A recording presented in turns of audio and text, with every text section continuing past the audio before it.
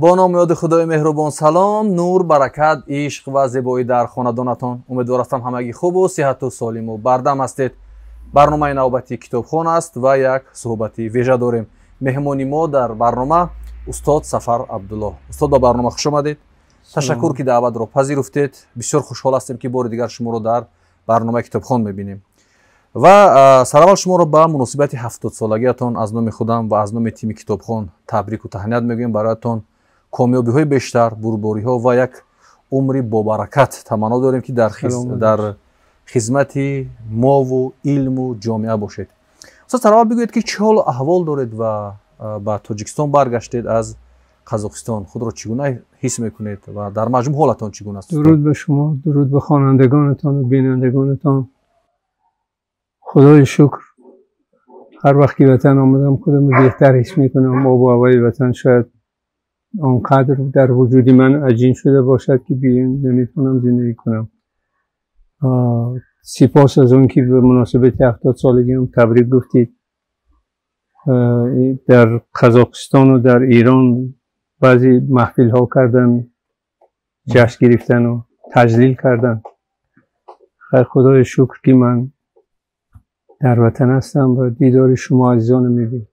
7 کتاب نشر کردید. همین انرژی رو از کجا گرفتید؟ یعنی چی به شما امید داد و خود علم همین خیلی خاصیت دارد که شما بدون خسته شدن نوبسته به یک بیماری که از اون اذیت میکشه کتاب نشر کردید؟ البته این کتاب‌های همیشه من در این سال ننوشتم، سالها نوشتم و شاید از آن جهت باشد که من اونقدر عشق و علاقه و اینقدر عشق و علاقه با کاری که انجام میدیم دارم و اعتماد دارم که فکر میکنم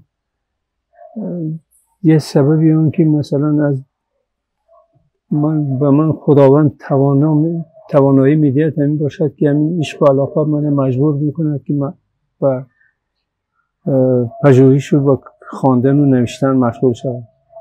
از این جهت من امسال چند کتاب چاپ کردم، البته با کمک دوستا و عزیزا که من از هر کدامشان از تک تک اینها سپاسگزار هستم.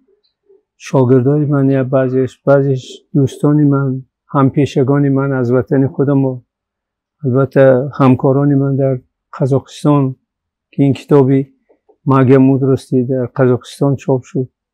بعضی دوستا در ایران، افغانستان نوشته های من چاپ کردن. یعنی این کتابا در قزاقستان، تاجیکستان، ایران و افغانستان نشر شدن این سالها. مثلا این کتاب زهر غربت نام داره و این کتاب از سوی اسماعیل لشکری شاعر و محقق جوان افغانستان خودش انتخاب کرده، خودش چاپ کرده در کابل. یعنی مجموع شعرهای نوشته شما است. زهر غربت. زهر غربت. دیگر از این کتابا خب مثلا این کتاب مجموعی مقاله های من درباره زبان و ادبیات و درباره نویسنده های تاجیک، شاعرای تاجیک، دوستای من. یه بخشش پژوهشی است، یه بخشش مقاله پژوهشی هم دارد این کتاب. بله، یه بخشش پژوهشی است، یه بخشش بیشتر قلم انداز است، به معنای آنکه هدف من این بود که همه جوانان ما خوانند و براشون مشکلی نباشد، خوانند و فهما باشد. قسم دویش درباره زبان است و قسمی اولش درباره ادبیات و درباره نویسندگان و شاعران گوناگون. سفر عبدالله سیر سخن و همون که خود استاد درباره این کتاب صحبت کردن و شما این را میتوانید از فروشگاه کتاب تاجیکستان دسترس کرده بخونید. استاد کتاب بعدی دلنامه، فرض کنیم دلنامه، این در تاجیکستان با فکر استاد نشر شد. من راستی برای من این کتاب کاملا یک چیزی سورپرایز میکنه. همینطور شد. چرا استاد؟ برای اینکه من نمیدونستم که این کتاب چاپ شده است. از قزاقستان آمدم، در نشریات ادیب چاپ شده است و من آوردن. من سپاسگزارم از عزیزانی که این کار کردن. البته دوستان و برادرای من دنبال این رفتن و شعرهای من از اینترنت گرفتن و یک کتاب کردن. یک سوال، چرا مثلا در این قدر دولت دینا کتاباتون نشر میشه ولی یک کتابتون در تاجیکستان نشر قدر پسند شده؟ خب علتش چی است استاد که این قدر شما رو من ببینم خیلی با احساس سر این کتابی که در تاجیکستان نشر شده صرف میزنه؟ شما تمام وجودی من و عشق من همه میهنی که داریم همین تاجیکستان است و وقتی که مثلا کتاباتون در این طرف اون طرف دنیا چاپ کنن، شعراتان خوانن، در وطنتان چاپ نشده باشه، خیلی دردناک است. از این جهت خیلی خوشحال هستم، سپاسگزارم از همه عزیزان دستم در کارانی که این کتاب به چاپ آماده کردن و امیدوارم که به خوانندگان خوش بیاید و خوششان بیاد از خواندن شعرهای من. و ما امید بر این می‌بندیم که کتاب‌های دیگر شما در تاجیکستان بیشتر نشر شوند و بیشتر دسترسی خواننده تاجیک بگردند و ما از برنامه کتابخوان به همه دوستان و برادرانی که واقعا در تهیه چاپ و نشر این کتاب سهم گذاشتند اظهاری سپاس میگیم استاد، تشکر میگیم. سپاسگزارم از خب تک تک. باز کدام کتاب استاد؟ این کتابی روبایی و دو بیتی هاست که پروفسور مصباح‌الدین نزدیقلوف آماده کرده است.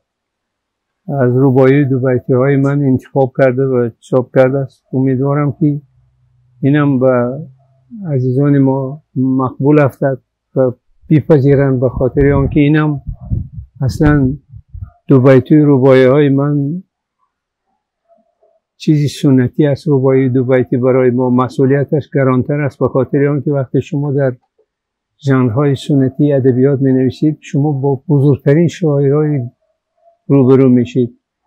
مثلا در دو بیتی بزرگترین فرض کردیم بابا طاهر باشد، در رباعی عمر خیام بله. و هیچ کس در پای اینها نیست. برای من بعضی جاش خیامانه ها میگم، بعضی جاها الهام از بابا طاهر، واقعا من از اونها الهام گرفتم. اما خیلی خیلی میخوام که عزیزان بخوانن و خوششون بیاد. اینم در اینجا عشق و محبت من به این نتیجه رسیدم که یگانه چیزی که امروز جهان ما از بدبختی ها رهایی میکرد عشق است. اگر عشق نباشد هیچ چیزی دیگری تواناتر از عشق نیست. و عشق به وطن، عشق به مادر، عشق به هر چیزی که ما داریم، عشق به خانم زیبا، عشق به سرزمین، این چیزی که ما نجات میبخشد. من امیدوارم که هرچی بیشتر ملت ما عاشق تر باشد، زندگی ما هم اونقدر بهتر خواهد. یعنی عشق جهان ما رو زیبا میکند، زندگی ما رو زیبا میکند، برای ما امید میدهد، امید به آینده بیدار میکند. ولی نام کتاب استاد عجیب است و یک خاراکتر اجتماعی هم دارد استاد. وطن را ترک گفتن مصلحت نیست. در شرایطی که هزار وطن وطن ترک میکنن با سبب‌های مختلف. یه سری همین جمله‌ای که از نوشته خودتان استاد میگید، یعنی شما واقعا میخواهید که وطن رو ترک گفتن مصلحت نیست؟ ولی من 100% مطمئن هستم که وطن را ترک گفتن نه تنها مصلحت نیست، نباید باشد.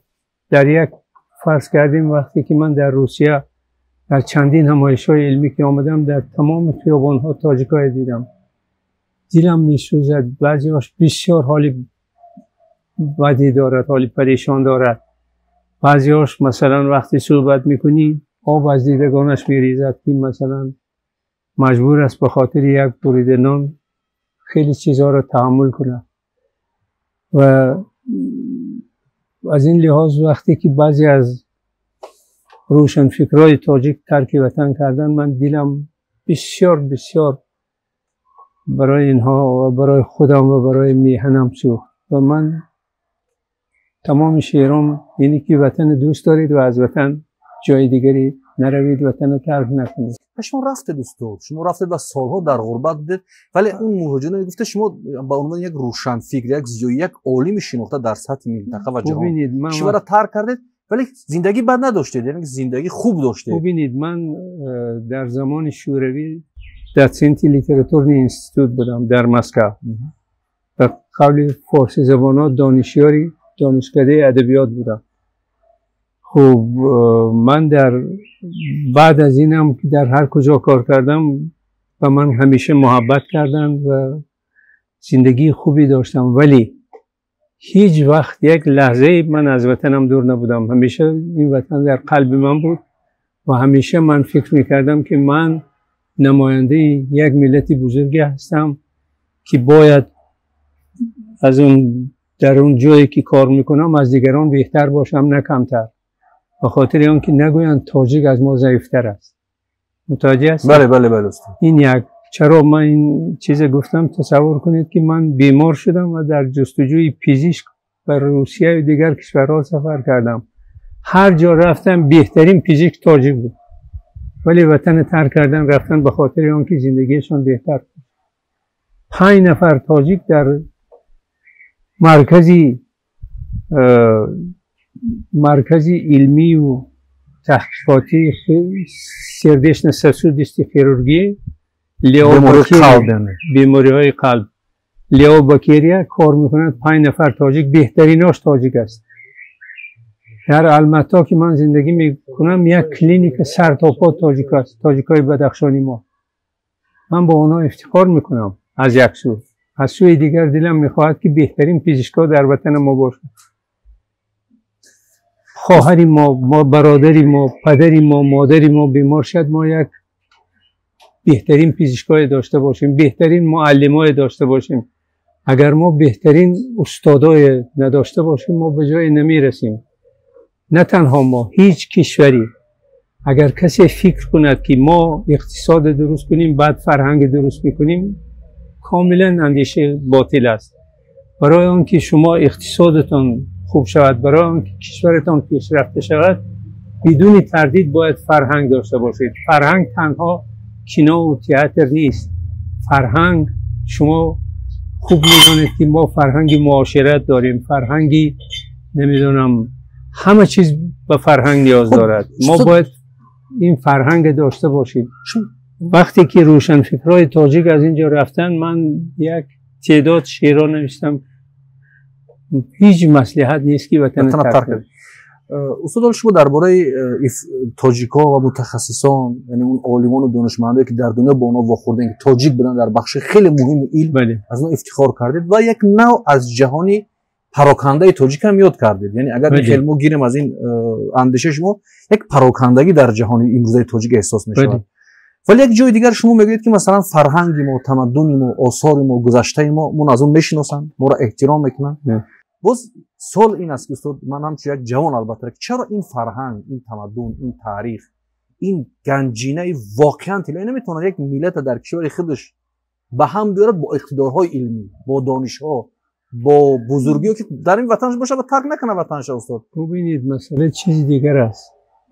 بسیاری از کسانی که وطن ترک کردند و رفتن، اینا مجبور شدن که روند. اینو باید همه دانند، پنهان نکنیم. اگر خواهیم که کشوری ما پیشرفته شود، باید واقعیت‌های گوییم. مثلا بزرگان، عالمان بزرگی که اینجا ترک کردن و رفتن، خب در اینجا نتوانستن زندگیشان رو پیش برن، مجبور شدن رفتن. متوجه هستید؟ اینش دردآور است. این که مثلا فرهنگ ما در تمام جا هست و مردم ما در تمام جا هست، تاریخاً همینطور بود. مثلا چند روز پیش خواندم که تعداد زیاد تاجیک‌ها در پاکستان امروز زندگی میکنن، تاجیک هستن و فارسی صحبت میکنن، تعدادشون بیش از 5 میلیون. خیلی کسا از مردم ما اینایی نمیداند، ما و شما نمیدانیم. من فکر میکنم که در طول تاریخ پراکندگی شد، اقوام ایرانی پاره پاره شدن و متاسفانه یک زمان ما از مرز مصر تا مرز چین، قفقاز، همه جا همه یک بودیم و همه ما ملتی واحدی بزرگ بودیم و ما رو پاره پاره کردن. در طول تاریخ ما 100 بار پاره شدیم و دیگر نشویم، چون اون چیزی که ما امروز داریم همون باید حفظ کنیم. علتش پاره پاره شد، یک علت اساسش به شما چی بود دوستو؟ علتی که یک تمدن، یک فرهنگ بزرگ پاره پاره شد، تیت و پن شد در این منطقه و دیگر رو گرفتنش، چی بود دوستو؟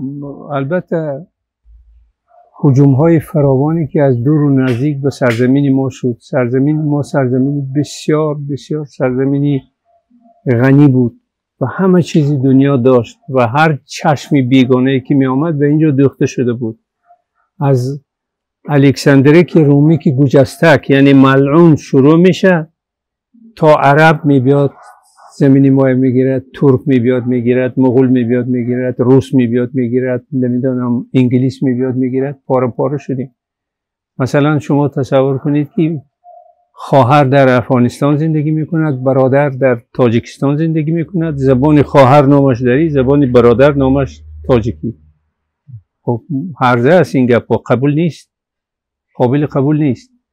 برای من به این نتیجه رسیدم که هیچ چیز بالاتر از وطن نیست برای هیچ قومی، برای هیچ ملتی.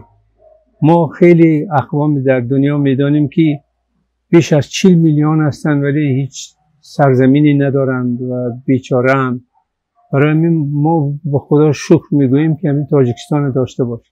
خب استاد، همین اواخر شعارهای ملیگرای ما خیلی بالا میرود. ما وقتی که از اینجا به فرهنگ و به تمدن حمله میشود، مثلا افتخارات داریم از سینا و بیرونی و حافظ و سعدی و همچنین که شما گفتید از این قلمرو بزرگ. بعضی محققان بر این نظرم و در صحبت خصوصی با ما میگویند که ملتگرایی نادرست این هم عاقبت خوب ندارد. نظر شما به این موضوع چیست؟ من 100% برانم که ملیگرایی ابلهانه و هیچ کس سود ندارد. یعنی ما ملیگرایی ما طرزی باید باشد که دوست داشتن ملت ما باعث دوست داشتن همه جهانیان شود. اینجوری نیست که ملت ما مقابل گذاریم با ملت‌های دیگر. این بر سود هیچ قومی نیست. ببینید در طول تاریخ یکی از ملت‌هایی که در دنیا آواره است یهودی‌ها هستند. سبب اصلیش قوم برگزیده خدا بودن است. اگر شما باغ ایزبرانی باشید یعنی قوم برگزیده خدا باشید، پس دیگه همه مردم پس طور اتوماتیک میشن 4 تا ایزبرانی. درست است یا نه؟ بله بله. خب اگه 4 تا ایزبرانی، من راضی نمیشم، شما راضی نمیشید. بله. چرا خداوند چنان بوده است که تنها یک قوم برگزیده کنه؟ من معتقدم که مثلا ملت خود ما به هیچ کس مقابل نگذاریم، ولی آنچه مال ماست اون حفظ کنیم. من اینقدر زیاد نوشتم درباره حفظ فرهنگ و تمدن ما که در مثلا ویران کردن حقیقت تاریخ باید پیشگیری شود. هیستوریا نیترپید سوی اسلوویا، همینجا چیزای من هست. من یگان بار به کسی هجوم نکردم، ولی از وقتی که به ما هجوم کردن و تحقیر کردن من پاسخ گفتم، با دلیل ها پاسخ گفتم و وظیفه ما همین است، دیگه کاری نمیتونیم بکنیم. چون فرهنگی ما فرهنگی بشر دوستانه است. گر مادری خود دوست داری دشنام مده به مادری من. فکر کنم همین سبب بدبختی مشت گفتیم و گومانیسم دور انسان دوستیم، هر کس اومد زمین ما را گرفت است. همین تئوری هم وجود دارد، ولی من باز هم میگویم که نه، این نبود. به خاطر آنکه بشر دوست اگر گاهی اوقات از این سوی استفاده هم شده باشد، از سوی بیگانگان سوی استفاده شده باشد، هم در مجموع بشردوستی ما بر سود ما است. استاد، شما از قوم یهود اینجا دور شدید و از هجوم ها، ما همین در زمان الان صحبت با شما دایر میکنیم که یک هجوم تازه هم هست، یعنی اصلی که ما دیگه در کتابو نخوندیم. اینا مثلا در افسانه ها نمیخونیم، واقعیت هم میبینیم که با ایران اسرائیل حمله کرد. بله. با ایران اسرائیل حمله کرد و یک جنگ چند روزه هم صورت گرفت. ببینید بعد صورت یک سوال پیدا شد. بسیارا با ما زنگ زدن. شما از طریق برنامه‌تون شاهنامه میگید، مثنوی میگید، فرهنگ میگید، زبانی فارسی میگید، تمدن میگید، ولی این موشک ها بودن که اسرائیل زدن. یعنی این شاهنامه و این مولانا و این فرهنگ بزرگ در کجا بود که بیاد از این سرزمین حمایت کند؟ این موشک ها زدن. خب استاد، پاسخ شما به همین افراد چه است؟ به همین موضوع چه است پاسختون؟ اینجا دو نکته است. اول اینکه ایران، همین ایرانی که امروز آخوندی است، هر چی باشد ایران از ماست، ما از ایران. بله، سرزمین ما از هم جدا نیستیم. دوم نکته بسیار مهم اینه که مثلا اسرائیل کل قوم یهود نیست. قوم یهود در تمام دنیا پریشان است و در رأس اسرائیل بعضی کسایی هستند که مثلا جنگجو هستند، نه به خاطر آن که قوی تر از ایران هستند، نه، از ایران قوی نیستند. در پشت آنها امریکا نام یک غول دیگر قدرت غول دیگر ایستاده است که این همه افتخار اینا از امریکاست. سبب چی است؟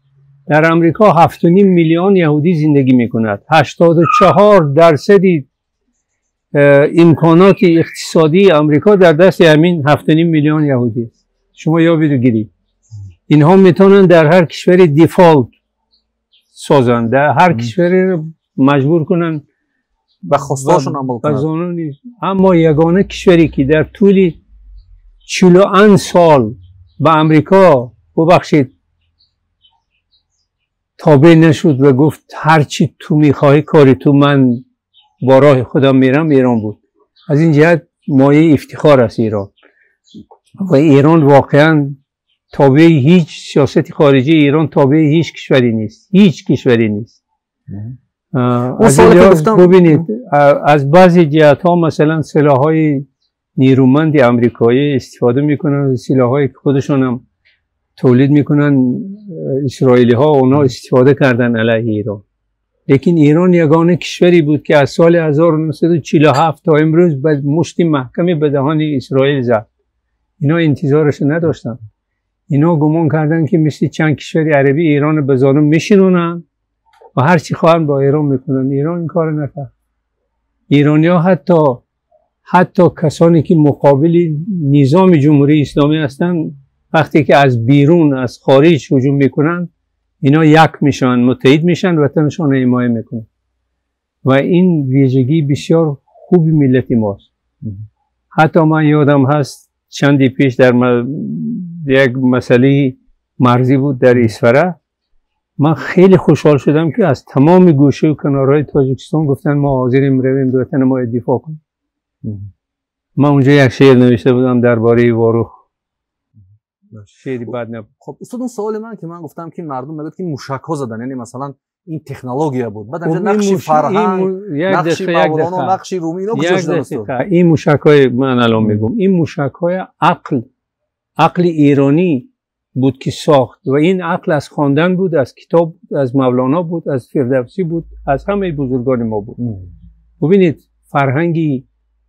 فرهنگ و تمدن ایرانیان این است که باید از دیگران عقب نمونیم. حتی آخوند مثل خامنه‌ای گفته است که من آرزو میکردم که بعد از 50 سال هر علم ما به حد پیش رود که هر کسی که میخواد چیزی تازه یاد گیرد باید بیاد زبان فارسی یاد گیرد. ایرانی ها ایراد دارن نسبت به نظامشان.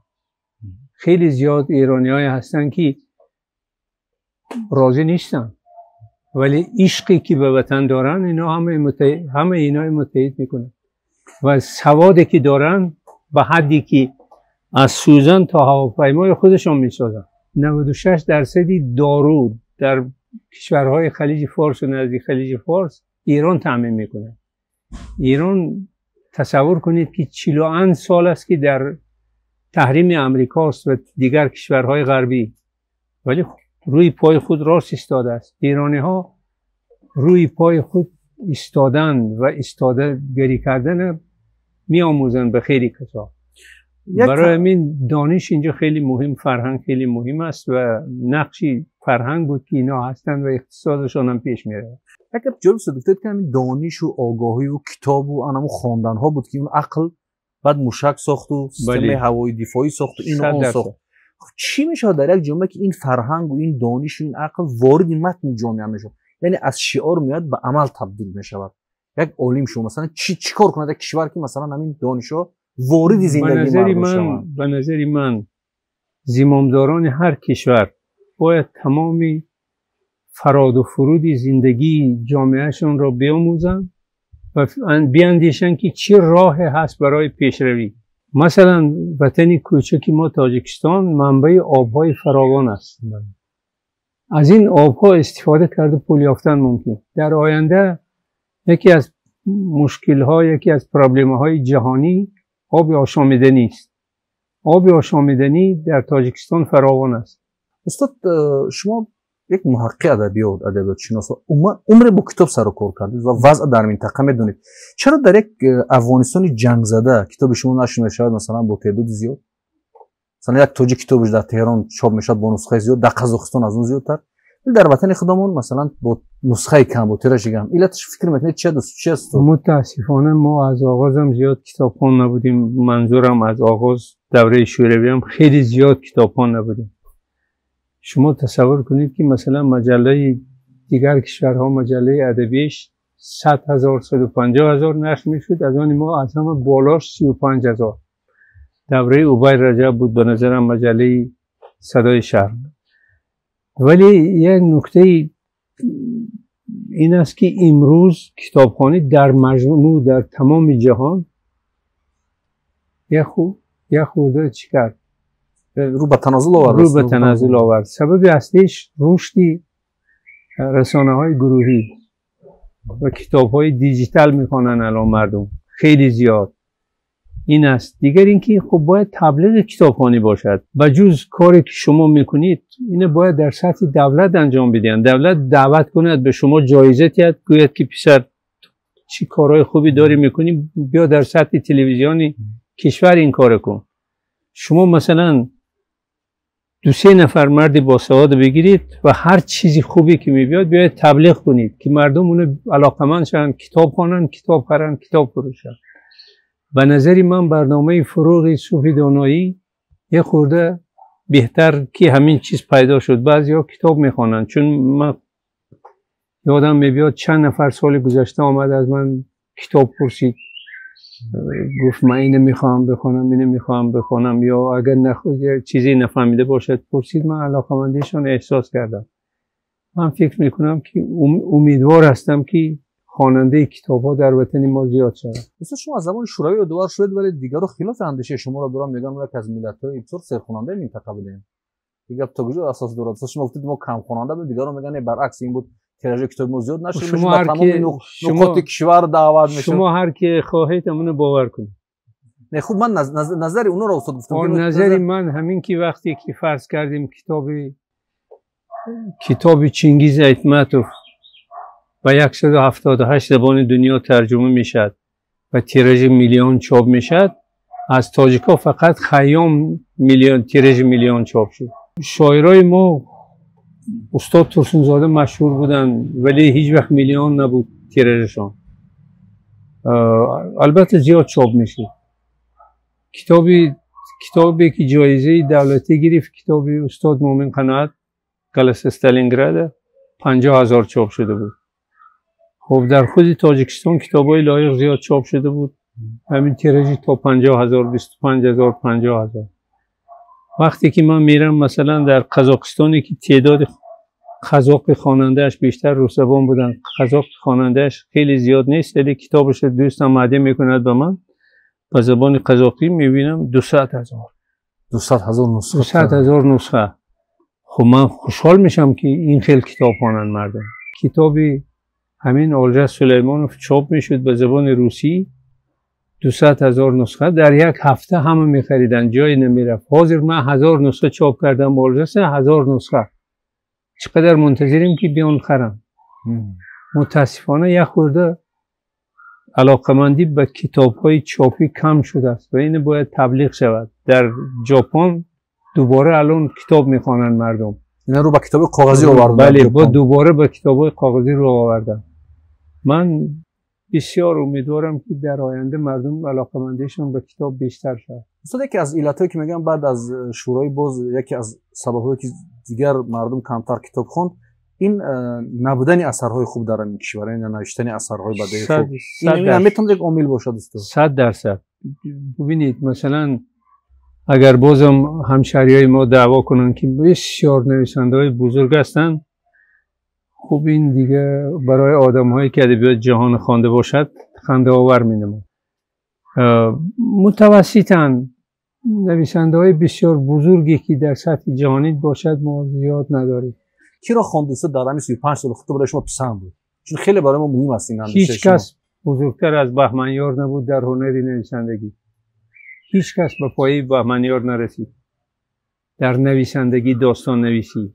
شعر ما خوب بود، شعر ما خوب بود، شعر مومن قناعت خوب بود، لایق خوب بود، بازار صابر خوب بود، خوب شعر گلنظر خوب بود، شعر گلرخسار بد نیست، خوب بود، شعر فرزانه عالی است. ما شعر بد نیست، شعر ما نثر ما هم نثری بد نیست. کورزاد بسیار نویسنده نغز است، سوربان، ستار ترسون. خوب اون نسلی بهمنیار 4 نفر نویسنده های بسیار عالی بودن. سیف رحیموف، محمد زمان صالح، بانو چی بود نامش، معظم خان، بسیار اینا نویسنده های خوب بودن و میتونستن خیلی کارا کنن و بدبختانه هر 4 جوان. چرا مثل دیگه پیدا نشد استاد؟ چرا هم نویسنده دیگر شان در زمان ما نسازی، در زمان ما که مثل چرا به نظری من قادر رستم بسیار منظور نسل جوانتر استاد استادم قریب هم نسل اون نسل جوانتر است. نسلی که امروز ما بگیم جوان یک امید است در آینده برای ما نویسندگیش. چراش نمیدونم، شاید یکی از سبباش این باشد که برای نوشتن و برای چی کردن شرایطی لازمه ضرور است. فرض کردیم شما یک پسری جوان هستی، زن دارید، 3-4 تا بچه دارید، این بچه هاتون نان میخواهد، خانمتون لباس میخواهد، خودتون لباس میخواهید. بجای اون که شنید و اندیشه کنید، فکر کنید، یک رمان نویسید، شما باید روید حمالی کنید، روزتان گذرانید. این چیزها نقش دارد، نقش بسیار مؤثر دارد. یادم میاد وقتی شاهنامه خواندم میگوید که تا جودرو میگوید نان خوردن ندارم. فردوسی بریم بزرگترین شخصیتی که پدرش یک پامشک بود، اونقدر به نوشتن شاهنامه مشغول شد که حتی تا جودرو نان خوردن ندارم گفت. ولی استاد نظر من کم یک خورده در این موضوع دیگر است. ما خیلی از نفرات داریم در کشور زندگی خوب دارن، کارهای خوب دارن، معاش خوب هم میگیرن. کی خوب هستن استاد که ما نام نگیریم، هستن نویسنده، از نویسنده و از دانشمندا، ولی محصول نیست، کار نیست. ببینید کسایی که مثلا عالمای بزرگی که هستن، من البته نمیدونم همش در خارج است. شما میشناسید بگون چی؟ واقعا در هم سطح خودمون استاد در سطح کشور خودمون صحبت داریم استاد. درست. یعنی شما میگید که شرایط زندگی هم خیلی یعنی مهم است برای یک نویسنده. بدون تردید برای عالم، برای نویسنده، برای همه خب گارسیا مارکز میگه که من اخیرا سالقین کنه که همون کاندیسنر خانم فروختم، کتاب نوشتم و نوبل گرفت استاد. این قدر مشهور است. گابریل گارسیا مارکز من همه آثارش خواندم. همین مارکز آخرین رمانش نامش میدونید چی؟ مایی پرستیتوکی، فاحشه های من. میدونید برای چی؟ اونجا درباره فاحشه نیست، ماهیت گپ. اما گفت که من اگه همین نمیموندم مردم نمیخرید، ذوق مردم هم پس شده است که همین چیزای میخرن. این منظور از شرایط زندگیش استاد. ما خیلی از بزرگا رو مثلا شما فردوسی را گفتید که تو جودرو نون نداشت ولی کار عالی ایجاد کرد. بله. خب بعد کسایی که شما میگویید مثل گابریل گارسیا مارکز، اینا نابغه ها در هر قرن زمان بودن. اینها وپریکی سیوا، یعنی نوبسته به همه سنگینی ها حرفشان میگفتن و میگوین. شما تصور کنید که در زمان استالین در همین ادبیات روس مستری مارگریت پیدا شد. مرشید و چی بود؟ مارگریت. خیلی چیزا مثلا همین چنگیز ایتمتوف همه آثارش که در زمانی ممنوع بودن و شوروی بود قوی بود. وقتی که همه چیز گفتم ممکن بود هرچی نویس عرضه بود. آبلاکا چنگیزخانه چیزای آخرش من خواندم. انا همین است برای یک نویسنده زور، یک دانشمند زور، یعنی او تحت هر شرایط کار کند استاد. اگر وجدان بیدار داشته باشد کار کند. از ممنوعیت‌ها گفته زدن ترس برای یک حرف شما درست است. حرف شما درست است که باید کار کند. اما گاهی اوقات من وضعیت گفتم وقتی که شما نانی خوردن ندارید، شما خواهید نخواهید مغزتون در اون فکر میکنید چیکار کنم. برای اون که یک عالم یک کتاب درباره فردوسی فرض کردیم نویسد، باید چند سال شب و روز نه تنها خواند همه ادبیات موجوده، بلکه فکر کند تا حرف خودش گوید. برای اون که اینقدر شما نشینید و فکر کنید، باید شرایطی ساخته باشید برای خودتان، شرایطی داشته باشید، ورنه هیچ کاری نمیتونید. استاد در جامعه مختلف بودید و در نظام‌های مختلف هم هستید، میرید به دانشگاه درس برید، کشورهای مختلف میرید. ادبیات تا کجا میتواند که در بند و قید شرط یک ایدئولوژی باشد، برای یک نظام خدمت کند؟ یعنی وظیفه ادبیات تنها خدمت کردن برای یک نظام است، یک گروه است، یا وظیفه‌اش فراتر از این چیز است، یک چیزی جاویدانه، یک چیزی اولویت‌تر؟ ببینید هر ادبیاتی که تابع ایدئولوژی میشد، این ادبیات پیشرفتش ضعیف میشه. سالهای 70 در ادبیات جهان همه به سوی امریکای لاتین نگاه کردن. بزرگترین نویسندگان در اونجا بود. وقتی که یه ایدئولوژی تحت فشار ایدئولوژی میشید، کار درستی نمیتونید کنید. نویسندگان بزرگ همیشه بیرون از قالب‌ها بودن. از رژیم ها بودن، از نظام ها بودن، اینا بالاتر از این چیزا بود. فرض کردیم شاهنامه فردوسی فرموده است، چون میدونید نمینه اثری فرموده است، اما چی نظام فرمود؟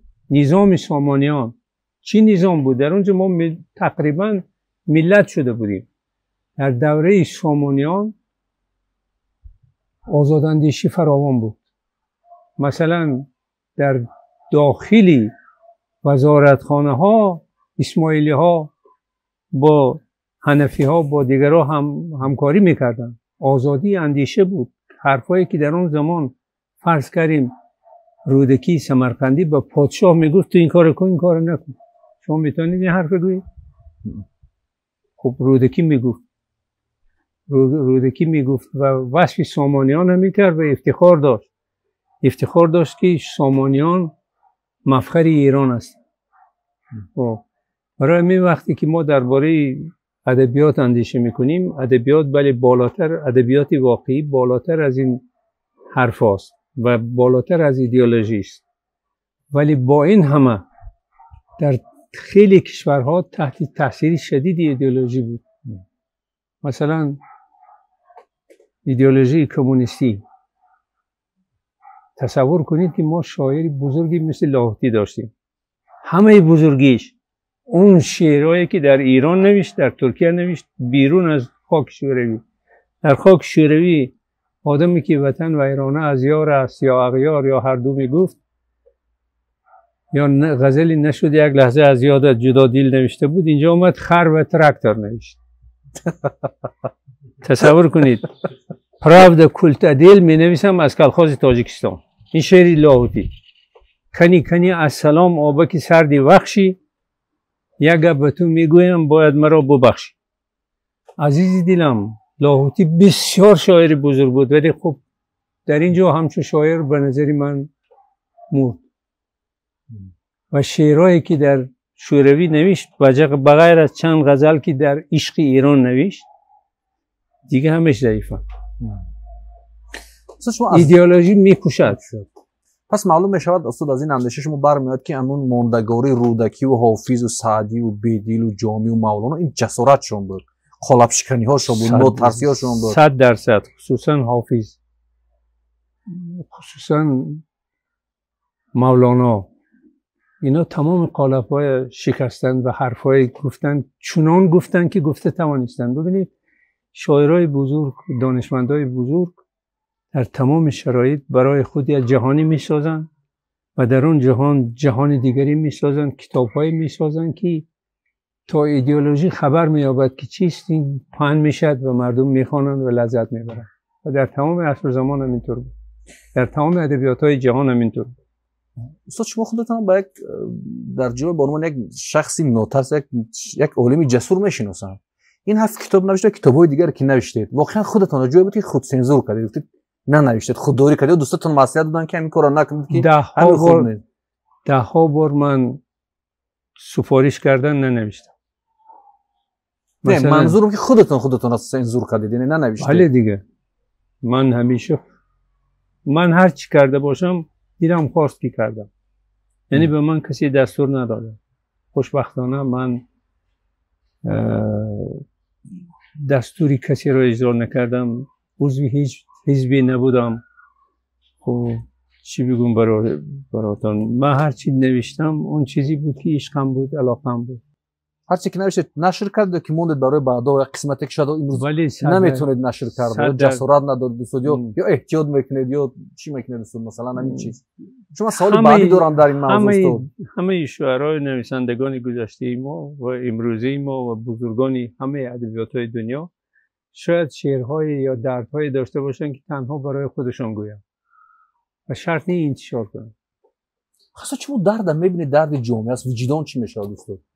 این مثلا انسانیت چی میشه، علم چی میشه در نتیجه؟ شما تا حدی که ضرور میدانید اون میگویید، تا حدی که ضرور میدانید اون افشا میکنید و اون چیزی که فکر میکنید الان نباید گفت دیگه.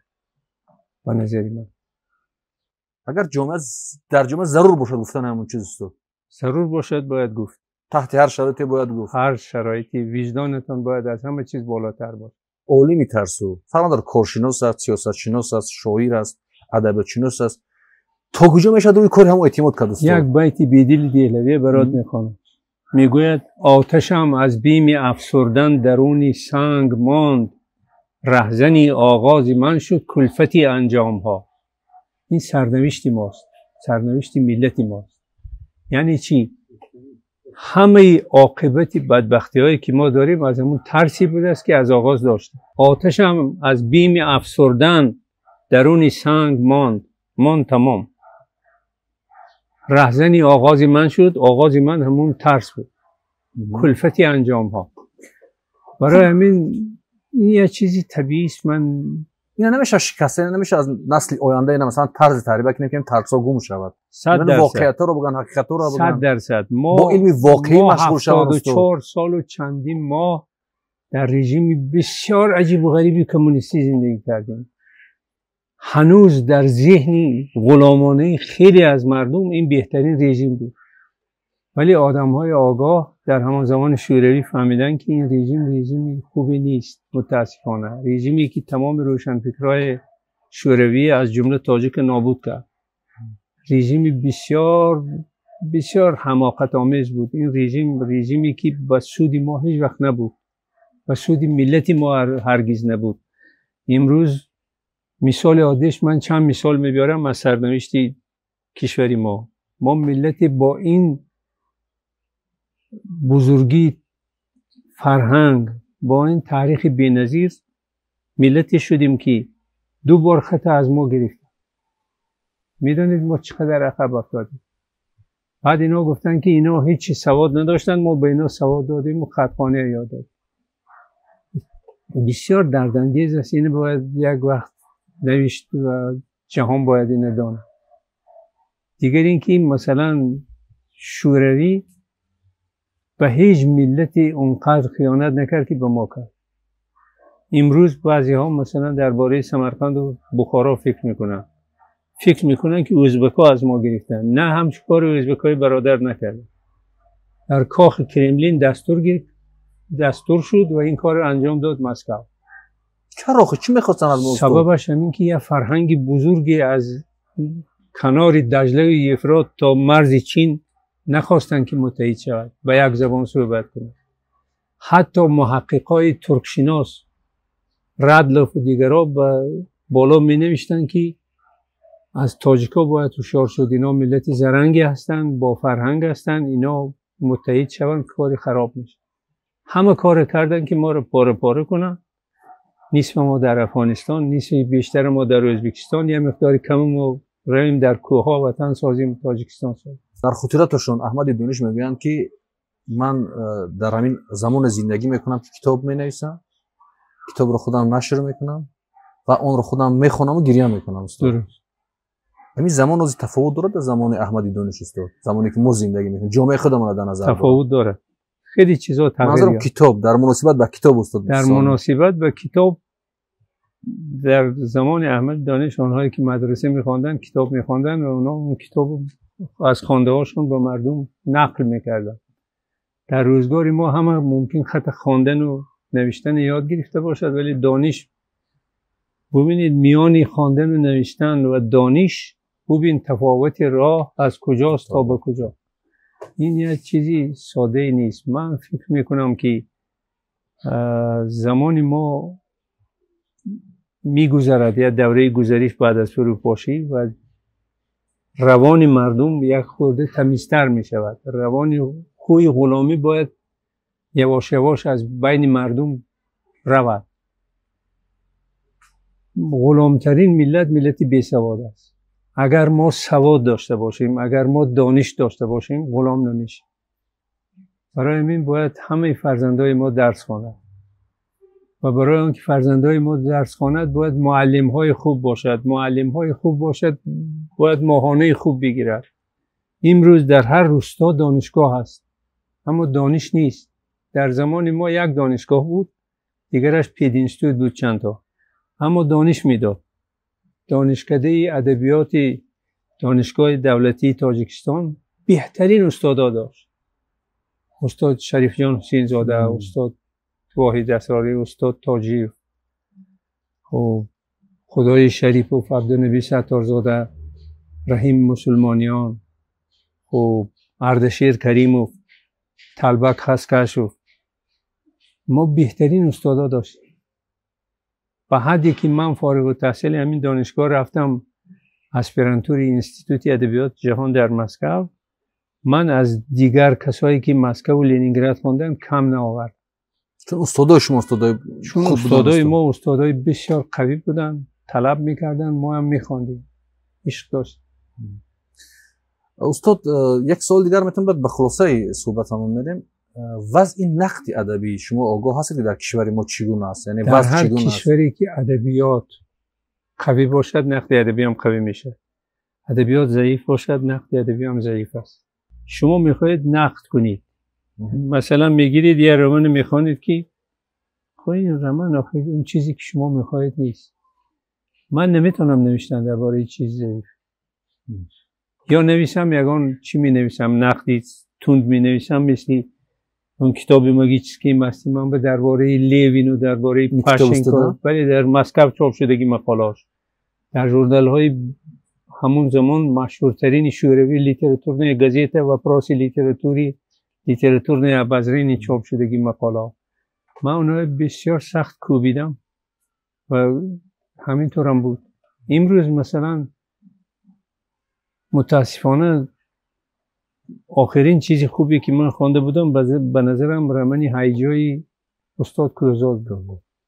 مشکلی بگیم یک سوالی که دوم ذهن خود من مشغول میکنه استاد، ما همواره از طریق تلویزیون، برنامه‌ها یا گفتگو، گازیتا، روزنامه با همون سوال اول درباره ادبیات بزرگ، فرهنگ بزرگ، تاریخ بزرگمون زیاد میگویم، ولی من هم چون یک جوان امروز هیچ پیوندی نمیبینم. یعنی من یک جوان برام پیوست شوم به همون، یا گروه از مردم و ملت به اون پیوست شوم، چه چیزی ما رو به همون ادبیات گذشته پیوست میکند که اسکره شود، میگن یک جریقه شود که ما یک رشد با سرعت در پیش کنیم. چی ما رو میپیوندد به همین ادبیات فرهنگ؟ خدمتی که ما میتونیم کنیم برای ادبیات ما و مسئولین کشور ما میتونن در این راستا کمک کنن، خطی ما برقرار کنیم. هیچ راهی دیگر اصلا وجود نداره. نه. دو، بعد از خط ما نام زبان ما برقرار کنیم. نام زبان اگر برقرار نشود بعد 50 سال 100 سال من و شما حتی عینیه نمیتونیم بگوییم مال ما، یعنی با فارسی می نوشتیم. خب ما خب گفتیم عینیه، گفتیم از این پیشش 100 دلیل است که نیست. ما باید مثلا نام زبان ما، خط ما برقرار کنیم. وقتی که این کار شد، بعد از این کار مثلا بدون تردید کار دیگری مهمی که باید انجام دهیم، کتاب‌های درسی مردم باسواد نویسن، کتاب‌های درسی خوب نویسن، شیوه تدریس باید دیگر کنن. شیوه تدریس ما بیشتر مثلا ترجمه حالخوانی، در حالی که مثلا متن باید خواند. متوجه هستید؟ متن ما در طول 1000 سال 1000 سال در ادبیات گذشته ما دستوری زبان فارسی ننوشتیم، دستوری زبان عربی نوشتیم، زبان ترکی نوشتیم، چی کارهایی نکردیم، ولی دستوری زبان فارسی تا اصل 20 ننوشتیم. سبب چی؟ سبب این بود که وقتی که مردم ما متن میخوان زبان بسیار عالی یاد میگیرید و وقتی صحبت میکرد با زبان ادبیات صحبت میکرد. حالا ما دستور گفتیم برای این مردم، дастури музахраф дар асоси дастури забони русӣ. Часть речи, которая обозначает имя предметов и отвечает на вопрос «кто» или «что», является имя существительным. Он حصه نطق کی نام предмет را میفهماند و به سوالهای کی و چی جواب میده. این عیناً ترجمه کردن. متوجه است؟ بسیاری از کتاب‌های ما اینجوری مسخره است. باید از بر این کتاب‌ها گذشت. در مکتب‌های ما باید چنان کتاب‌ها و چنان کسانی کار کنند که یک فرزند تاجیک که استادش گوش میکند در وی احساس و غرور و افتخار به وجود بیاد. غرور و افتخار این هیچگاه به مقابل کسی روانه نیست. غرور و افتخار برای خودشناسی، این یک مرحله های خودشناسی است. یعنی ما به سوالی از کجا آمده ایم و به کجا می رویم و کدام راه درست باید پاسخ گوییم. برای اینکه این پاسخ گوییم باید ادبیات خدمت کنیم. برای اینکه پاسخ گوییم باید ادبیات شناسا و زبان شناسا خدمت کنن و این کار توانن که در سطح عالی انجام دهند. من بارها حدود 40 سال است باز میگم تا زمانی که خط ما برقرار نشد هرج و مرج در زبان ما فراوان است. زبان ما مزخرف است. چند زبان داریم. من وقتی که دیروز یک روزنامه هفته‌نامه برام آوردن باج و خراج نام داره، همینطور هفته‌نامه دیدی؟ با خدا همینجا هست بیاید ببینید 10 تا سرلوحه همش غلط. کلکی رو بنی از زبان روسی عیناً ترجمه کردن زبان نیست. برای اینکه زبان ما بهتر شود و بهبودی یابد ما باید تمام شرایط آماده کنیم برای آماده کردن استادان زبان و ادبیات. مثلا در روسیه امروز تمام چیناونیکا دیکتان می نویسن و وقتی دو میگیرن اینا پیش میکنن. اما در کشور ما کسانی حتی دیسیرنیت ثابت کرده که کارشون دزدی است باید اینا وظیفه میگیرن.